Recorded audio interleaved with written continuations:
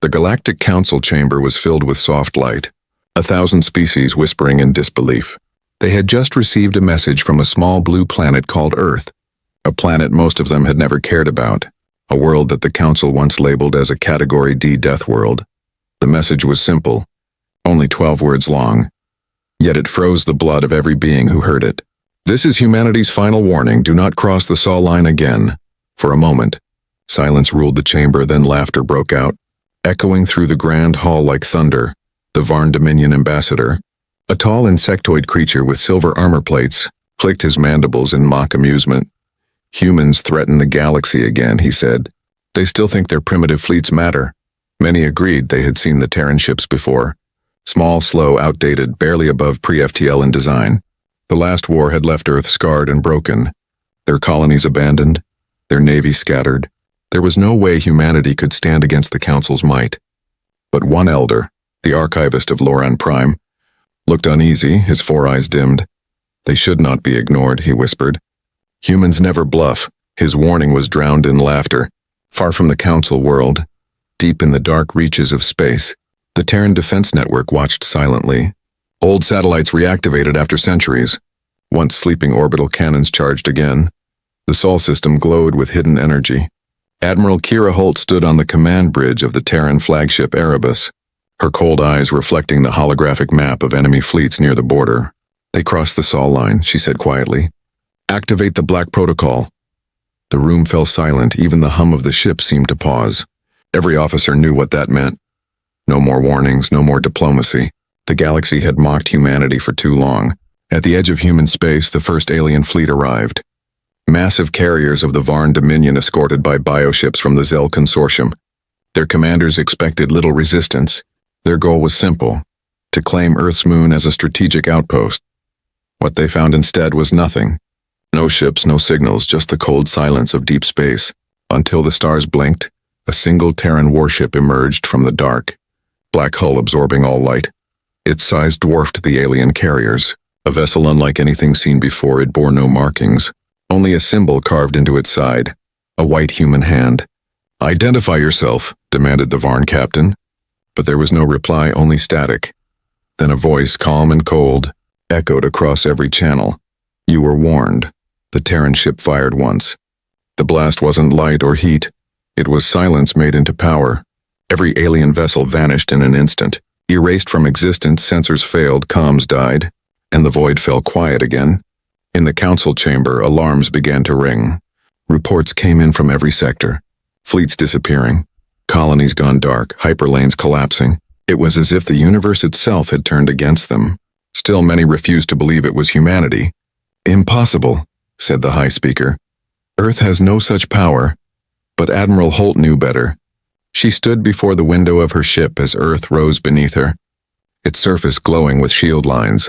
We were ignored, mocked, and left to die, she said softly. Now, the galaxy will learn the cost. Behind her, the tactical officer whispered, What do we call this operation, ma'am?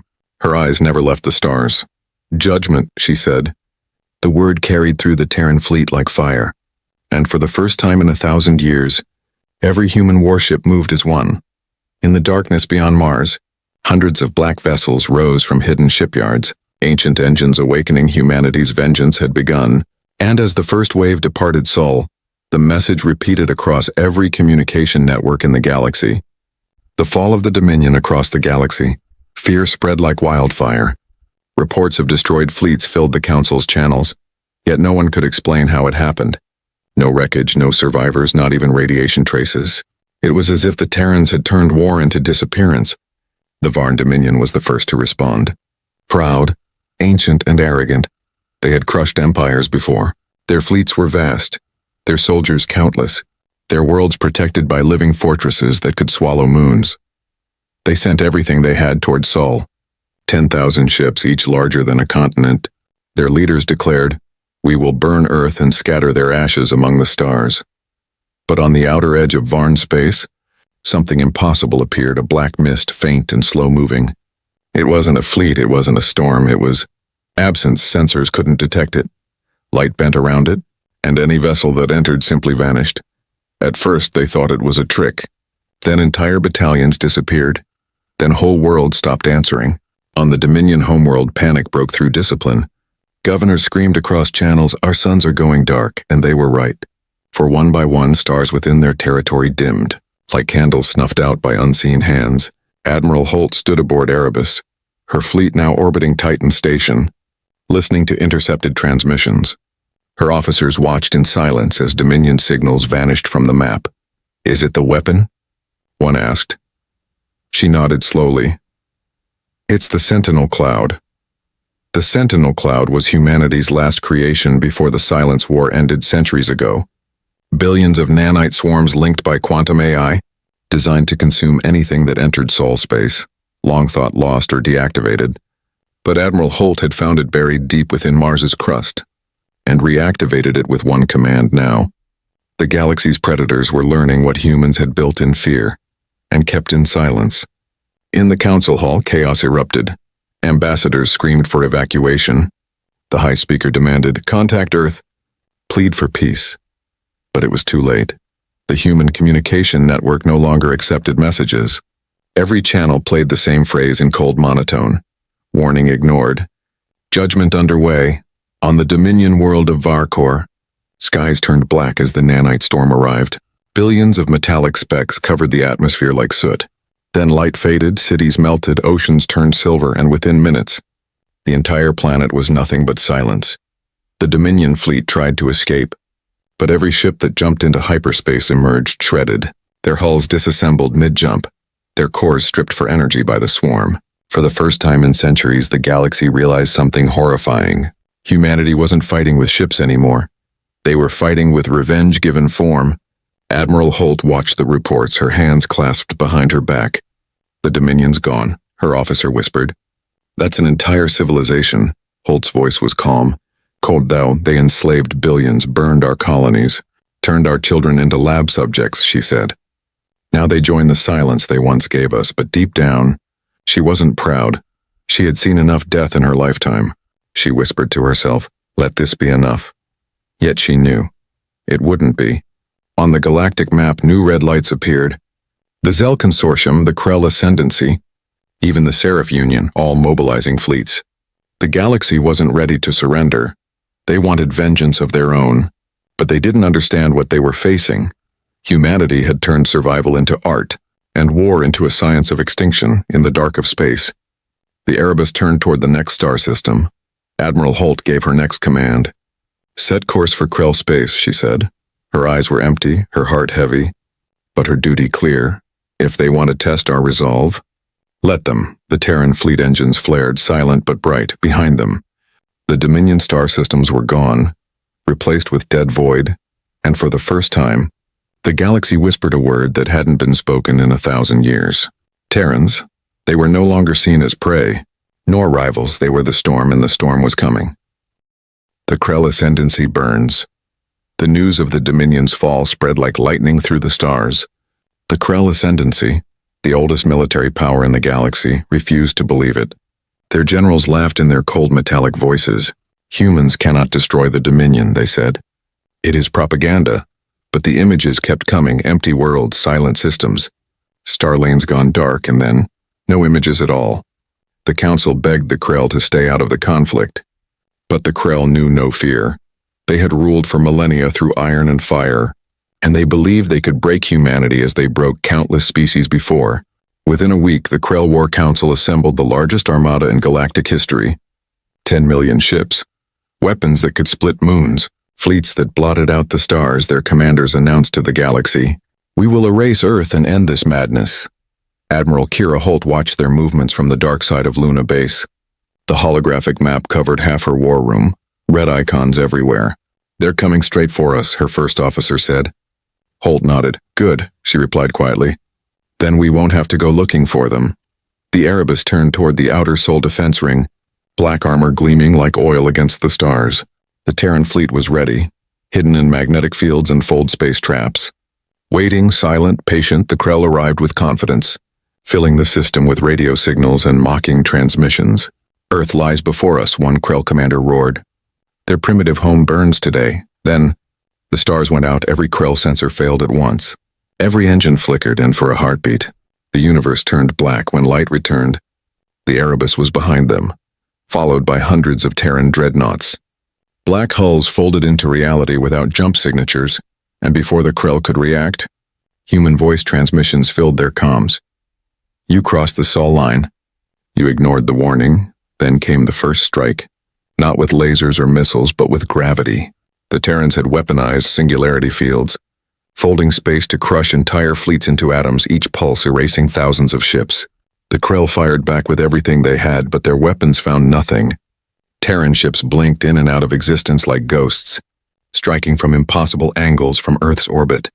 Civilians watched the battle on projection screens, a sky of fire and darkness for the first time in centuries. The human race stood united, no nations, no divisions. Only one banner, the banner of Earth. The Krell Admiral finally spoke on an open channel, voice shaking. "What are you?" Admiral Holt answered calmly. "We are what you made us. And now we're what you feared most." The Krell flagship fired its planet-breaker cannon at Earth, a beam so bright it split Jupiter's shadow. But before it could reach its target, it bent, curved, and vanished, drawn into the planet's shield grid. Then the Erebus fired once. A dark pulse that ripped space open in silence, and the Krell Admiral's ship was gone. In hours, the entire Ascendancy collapsed. Communications failed, command chains vanished. Their fortresses crumbled. Their generations of supremacy ended in a single day. Admiral Holt stood on the bridge watching the flashes fade. Her hands tightened behind her back.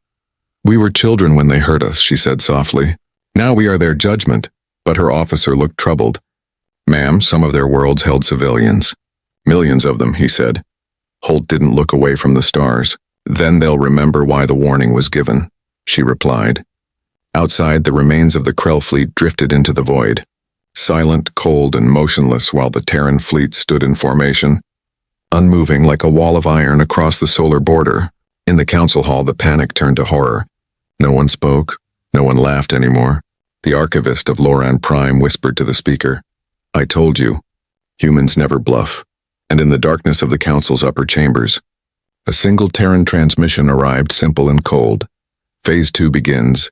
For every warning ignored, the galaxy had fallen silent. The Dominion was gone, the Krell were ashes, and every major power now whispered a single word: humanity. The Galactic Council, once proud and untouchable, now lived in fear of shadows. Entire star sectors were dark. Colonies had cut off communication, and trade routes were abandoned. On the capital world of Seraphis, the High Speaker sat in a darkened chamber, her 6 wings folded tight. "They will come for us next," she said quietly. "We mocked their warning, and now judgment walks among the stars." Around her, the ambassadors trembled. The council that once ruled 10,000 species now argued like frightened children. "We should surrender," one said. "Send an apology." "They won't accept it," another whispered. Humans gave their word and we ignored it. In the vast emptiness between galaxies, Admiral Kira Holt watched from the command bridge of Erebus, her fleet orbiting a dying star. Thousands of Terran ships surrounded her, silent and waiting, each one bearing the mark of the old Earth flag. She stood still, eyes fixed on the holographic image of the Council worlds. "They're finally afraid," her second-in-command said. Holt nodded. "Fear is a teacher," she said. "But the lesson isn't over yet." The operation was named Silent Siege. It wasn't meant to destroy, and not yet. Instead, the Terrans would isolate, cut power, block hyperspace lanes, and freeze supply routes to the galaxy. It felt like the universe itself was suffocating. Days turned to weeks and then months. Council worlds found themselves unable to communicate beyond their orbits. Ships that tried to leave vanished without trace, and planets that defied the blockade went dark. The Council realized something worse than death was happening. They were being erased. Slowly, perfectly, on Seraphis, riots broke out. Citizens screamed at the sky, praying to unseen gods. Why are the humans doing this? But the humans didn't answer. Admiral Holt stood in her quarters, staring at an old photo, a picture of Earth before the wars. Children laughing under sunlight, her expression softened. "We used to dream of peace," she whispered. Her AI assistant responded, voice calm and neutral. "Peace is what you are enforcing, Admiral." But she shook her head. "No, this isn't peace. This is fear dressed as justice." On the 3rd month of the siege, the Council sent a desperate message through quantum relay. It wasn't a threat or an insult, it was a plea. Please, like the message said, we understand now, stop this. Let us make amends. The message reached Erebus. Holt read it in silence. Her officers watching, finally, she said, put it on public broadcast. The holographic feed lit up across every ship. The council speaker appeared, wings trembling, eyes full of terror. Humanity, she said, we mocked your strength. We ignored your mercy, please, no more destruction. Admiral Holt walked into the projection field, standing tall, her uniform black and sharp. Speaker, she said, her voice calm but heavy. You laughed at our warning. You killed our people, you burned our homes, and now you ask for mercy. The speaker lowered her gaze. Yes, because we finally understand. Holt leaned closer, her eyes like steel. No, she said.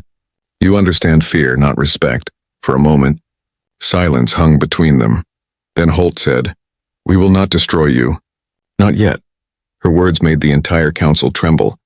You will live, but you will never rule again, she said. The galaxy will learn to rebuild under truth, under humanity's truth. The broadcast ended. But the message echoed across every system. The Terrans began constructing orbiting stations above the council worlds. Massive rings of black metal, silent but powerful. No shots were fired, yet no one dared to move. From that day, the galaxy understood the meaning of the phrase that haunted every world. You were warned, and for the first time, aliens bowed to humans not out of diplomacy, but out of survival. Admiral Holt turned away from the projection, her voice low. Prepare the next phase. Her officer hesitated. Phase 3, ma'am? She nodded. Yes, she said, the cleansing. Outside, 1,000 Terran ships began to shift position. Black trails cutting across the stars. The silent siege was ending. And what came next when he would change the galaxy forever? The stars had gone quiet again. Fleets no longer moved. Trade routes no longer sang with light. Everywhere, the galaxy waited for what came next. And then, the sky changed color across the spiral arms. Human ships deployed shimmering arrays of unknown machines. Dark petals opening in silence, spreading through orbit after orbit. Each array released a faint pulse invisible to most sensors. Yet every living being felt it. A chill deep inside the bones. They called it the cleansing. The purpose wasn't destruction. Not this time, it was control. The devices rewrote data streams, altered navigation maps, erased weapons protocols, and cut the remaining empires off from their own technology. In a single day, 10,000 worlds went blind. Their computers frozen. Their networks replaced with a single command window. Across the screen appeared 3 words, glowing white on black. Stand down forever. The galaxy obeyed. From the bridge of Erebus, Admiral Holt watched the lights vanish from the galactic chart. One by one, the symbols of power faded away. Her first officer whispered, It's working, ma'am. The entire grid belongs to us. She said nothing for a long moment, then asked quietly, At what cost? The officer looked confused. We haven't lost a single ship. Holt's eyes hardened. I wasn't talking about ships, she said. She turned toward the viewport, watching the endless black dotted with dying stars. We built this fleet to survive, not to rule. Deep in the Terran Command Center on Mars, other leaders didn't share her hesitation. The Defense Council cheered. The galaxy is ours at last, but one old general frowned. And what happens when humans forget why we fought? On the council world of Seraphis, the once mighty aliens now lived under human supervision. Terran soldiers patrolled their cities, quiet and efficient, their flags hanging from marble towers. Children who once studied alien gods now learned Terran history instead. Some wept, others simply watched, silent, broken, afraid to hope. Not all humans felt pride. Captain Miro Vance, commander of the patrol ship Halcyon, stared at a colony burning under his orbit. They say this is justice, he muttered, but it looks like conquest. Admiral Holt received his report an hour later. She read the images. Villages burned accidentally by an overzealous unit. Her jaw tightened. Suspend the ground division, she ordered. The AI confirmed.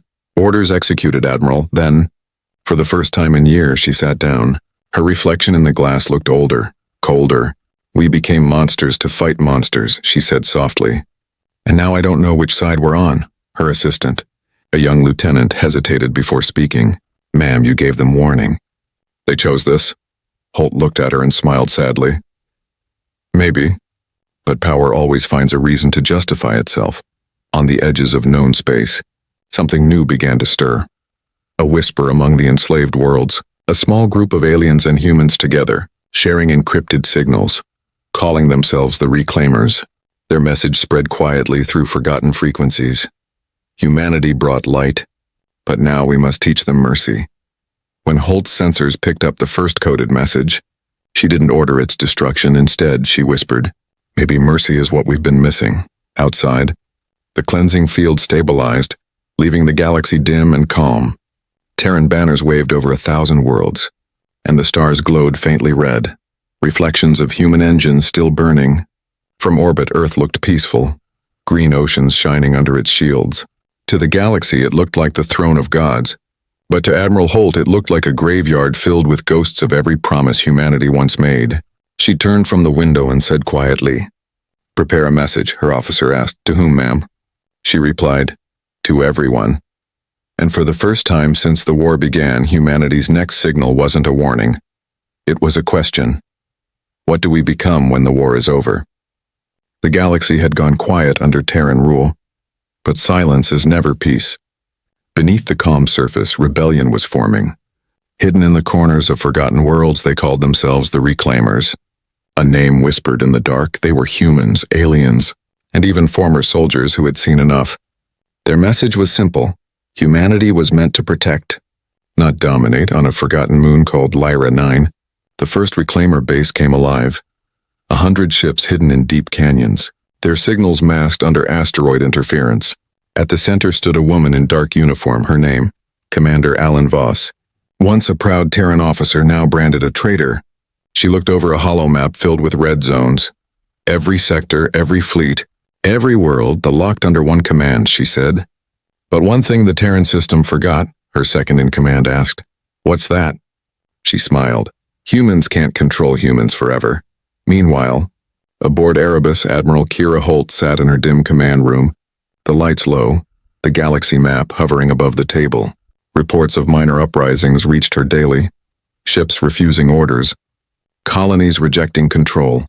Her officers called it treason, but she called it something else. Conscience.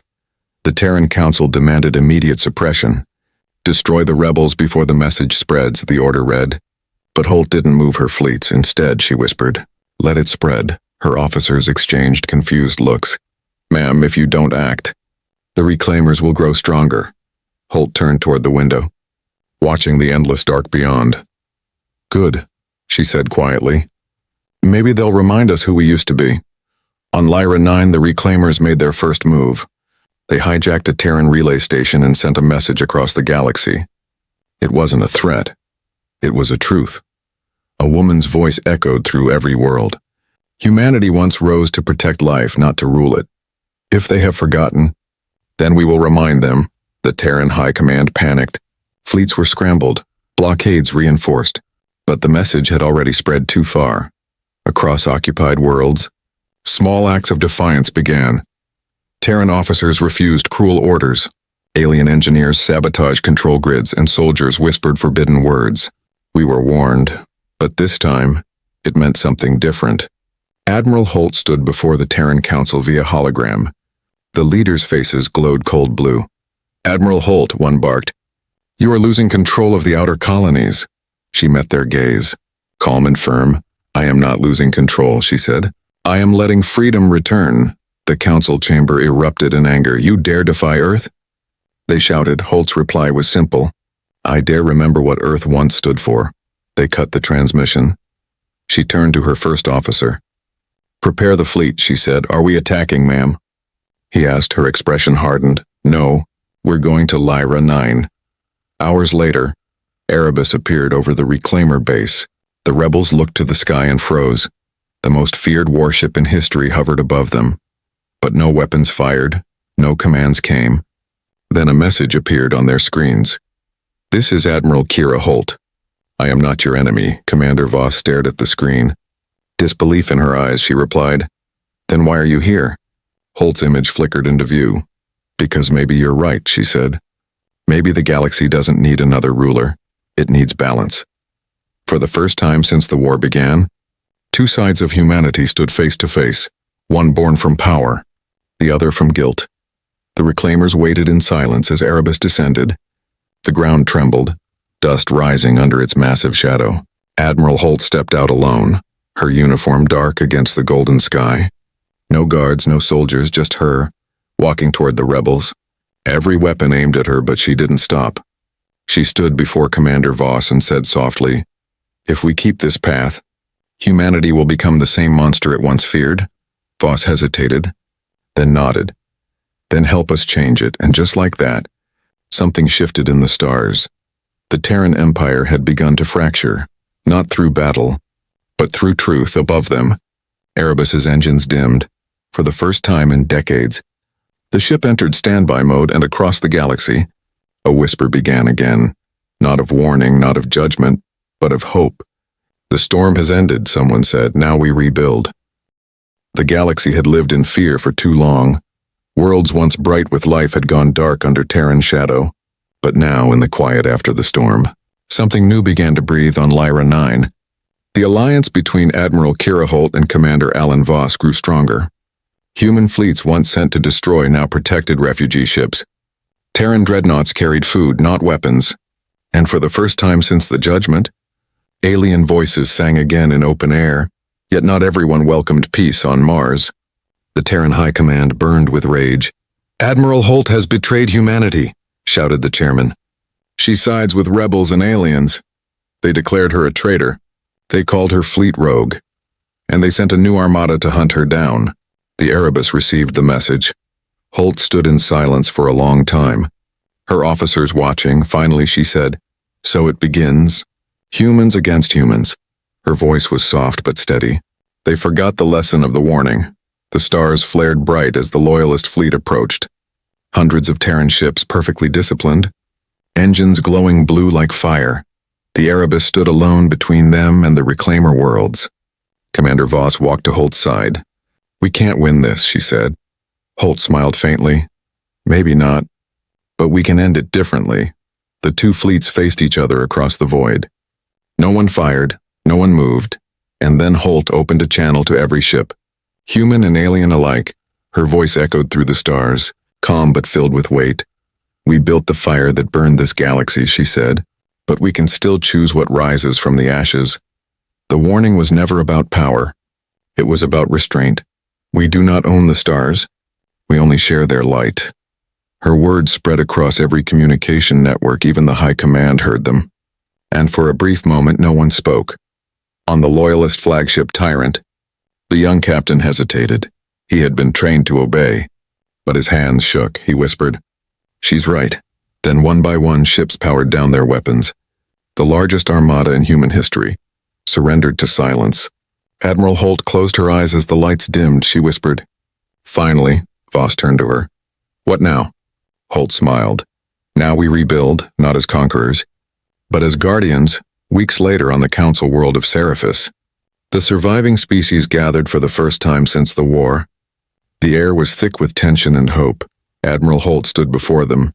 Flanked by humans and aliens alike, she raised her voice. "This is not humanity's galaxy," she said. "This is everyone's." The hall erupted in light as every race pledged to rebuild together. The Erebus was placed in orbit as a monument, a reminder of both humanity's fury and its mercy. And far above, in the cold of space, the Terran banner was changed. No longer a clenched fist, but an open hand surrounded by stars. Years passed. Trade routes reopened. New songs filled the stations. Children of alien and human blood ran through rebuilt streets. The galaxy began to heal. Yet in the dark edge of known space, old sensors flickered. An unknown signal whispered from beyond the galactic rim. A voice spoke in static. "Warning received, message understood." "We are coming." Admiral Holt, now older and quiet, looked at the transmission from her farmhouse on Earth. She smiled softly, not in fear but in readiness. "Then let's meet them in peace," she whispered. Outside, dawn touched the horizon, painting the sky gold. Birds flew over oceans once scarred by war, and somewhere deep in the cosmos, the stars seemed to blink, not in threat but in promise. Humanity warned the stars once, the historians would later write, but in the end it was humanity that taught them hope.